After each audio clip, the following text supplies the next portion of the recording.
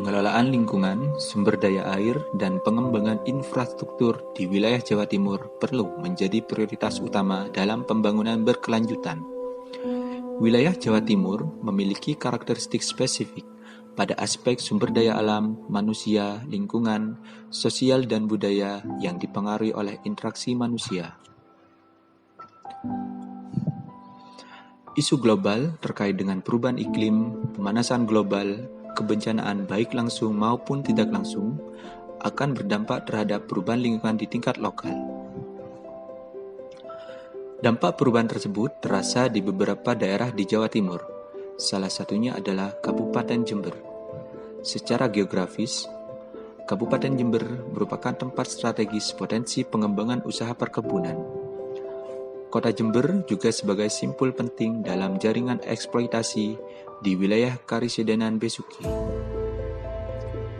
Potensi sumber daya manusia dan posisi Universitas Jember sebagai agen utama perubahan di wilayah Jawa Timur. Peran Universitas Jember akan lebih nyata dengan memfokuskan diri dan mengerahkan sumber daya yang ada dalam bentuk riset unggulan. Topik penelitian terkait dengan aspek kewilayahan seperti penelitian daerah aliran sungai atau yang disebut DAS. Das Mayang merupakan sungai dengan ruas terpanjang di Kabupaten Jember. Sekitar 790.000 orang memanfaatkan air dari Das Mayang untuk pertanian, rumah tangga, perkotaan, industri, dan peternakan. Das Mayang memiliki potensi sumber daya air yang cukup melimpah. Namun di sisi lain, Das Mayang merupakan wilayah rawan terjadi bencana. Mengawali informasi pertama, aliran sungai di Kecamatan Tempurrejo mengakibatkan ribuan rumah di 3 desa terendam banjir. Ketinggian air yang mencapai lebih dari 2 meter membuat aktivitas warga lumpuh. Bahkan sebagian korban banjir terpaksa mengungsi dan diungsikan ke tempat lebih aman. Dari data ini menunjukkan bahwa adanya alih fungsi lahan di daerah hulu yang menyebabkan perubahan kondisi hidrologi. Perubahan penggunaan lahan dari hutan menjadi areal pertanian atau pemukiman berdampak negatif terhadap fungsi hidrologi di daerah aliran sungai.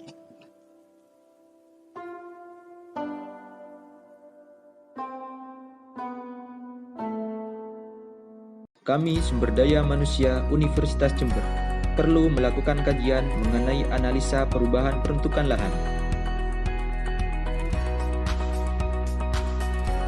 Dalam menganalisa perubahan peruntukan lahan, kami menggunakan data citra satelit Landsat. Hasil analisa tutupan lahan digunakan sebagai input utama untuk menilai kondisi hidrologi menggunakan model SWAT, Soil and Water Assessment Tool.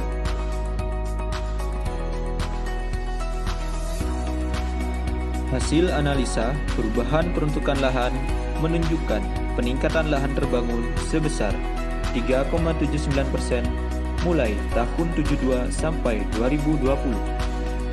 Adanya peningkatan lahan persawahan sebesar 2,3% pada tahun 2017. Mengalami penurunan di tahun 2020 diprediksi akibat ekspansi pemukiman.